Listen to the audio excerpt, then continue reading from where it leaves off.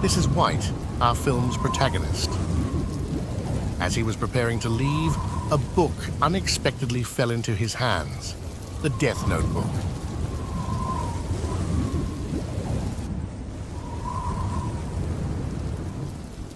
White is a reserved young man who typically steers clear of trouble, yet he finds it hard to ignore someone in need of help. Unfortunately, his interventions often backfire, leading to consequences.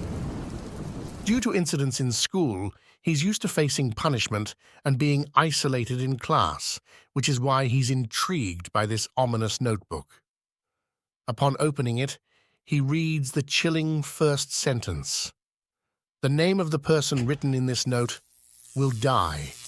Suddenly, White leaped from his chair in horror upon hearing a terrifying sound akin to that of monsters. He caught a glimpse of a shadowy, menacing figure lurking behind him, intensifying his panic. Strangely, the creature did not attack him.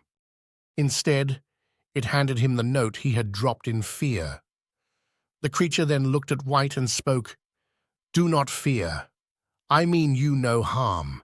Do you not desire fairness in life? Do you not wish to rid the world of those who make the lives of the vulnerable a living hell? Do you not aspire to be a champion for the weak? Look out the window. Don't you want to help her and punish the bullies?" White nodded in agreement. "But how?" he asked. "Simple," replied the creature. "Just write the bully's name in this notebook and describe how you want them to die."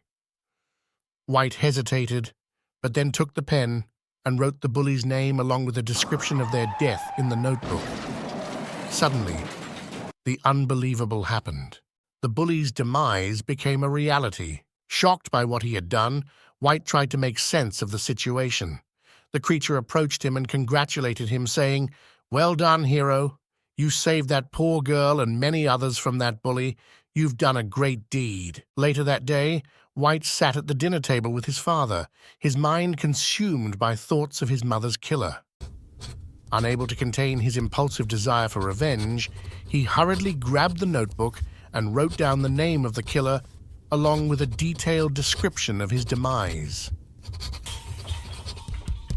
To his surprise, fate seemed to comply with his wishes, as news arrived that the killer had met a strange and fitting end. Overwhelmed with a mix of emotions, White felt a sense of joy and closure at avenging his mother's untimely death. The following day, White wasted no time in telling his girlfriend about the monster and the enchanted notebook he had stumbled upon. However, she was skeptical and asked for proof before believing his incredible story. Determined to convince her, White decided to demonstrate the notebook's power. He wrote down the name of a criminal and specified that he would appear in a live broadcast where he would salute the military before taking his own life. To their astonishment, the events unfolded exactly as White had written. Witnessing the notebook's capabilities firsthand, White's girlfriend was amazed. Their mission continued with targeting a child rapist, a den of prostitution, and various criminals and gangsters in positions of power. This drew admiration from many who saw them as a beacon of justice, referring to them as Kira, the savior of the innocent. Kira's actions gained international attention, making White and his girlfriend proud of their cause. However, their newfound fame also attracted the attention of an unknown individual working for the police. This person believed that Kira's actions were unlawful and labeled them an arbitrary murderer. According to him, criminals should be brought to justice through legal means, not through random acts of retribution. The underestimation of their noble goal by the unknown person deeply provoked White and his girlfriend. Adding to their frustration, this person suspected that White might be Kira, leading to constant surveillance by the police. White's girlfriend suggested taking drastic measures like eliminating the policemen tailing them to stop the interference, but White firmly rejected this idea. He explained to her that their mission was about protecting innocent lives, not taking them. However, she persisted in her idea, arguing that every war comes with sacrifices. He countered by asserting his ownership of the notebook, emphasizing that he alone decides its use. Despite her persistent attempts to sway him, he adamantly refused to harm innocent people. The reports of police suicides, which might have been orchestrated by the monster, intensified his anger, leading him to doubt the creature's intentions. But when White confronted the monster about the deaths, it revealed that its orders came from his dear friend, which only fueled White's anger. He confronted his friend, who showed no remorse, citing the sacrifices of war. That evening, Light approached White in a cafe, revealing that he knew Kira's true identity and urging White to gather evidence against him, expose him to the public, and bring him to justice for his actions. White was taken aback to find his girlfriend waiting outside his house, seeking forgiveness for her impulsive actions. She admitted that she didn't intend for the cops to die and asked for a chance to make things right. White, touched by her honesty, forgave her and agreed to help uncover Light's secrets.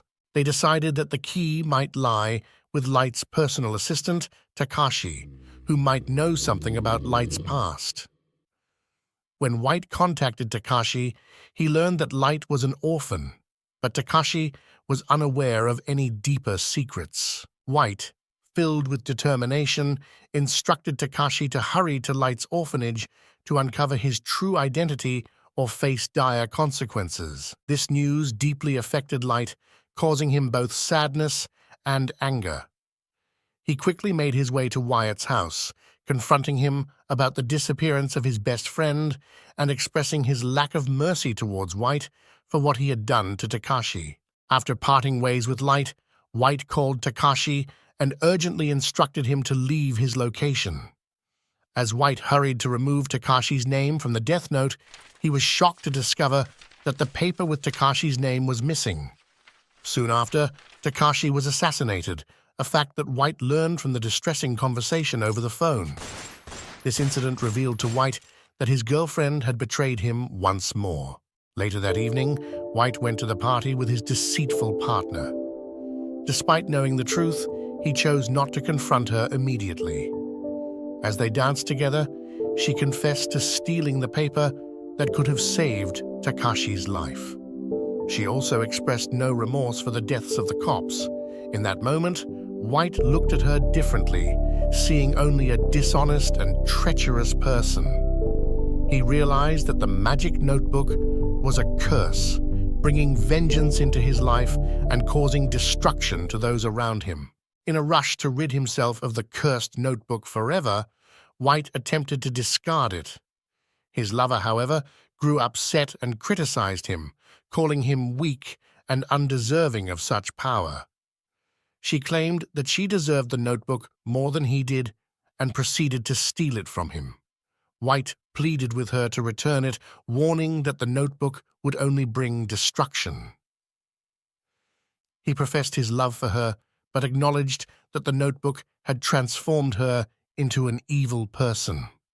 Despite this, he vowed not to abandon her because of his feelings. Overwhelmed by remorse, she decided to take her own life as a form of redemption. Witnessing this, White leaped after her. Though he survived the fall, he was deeply saddened by the loss of his lover. Later, we see someone handing the notebook to White, affirming that he had demonstrated his worthiness to wield such powers and that the creature had selected him to be its master.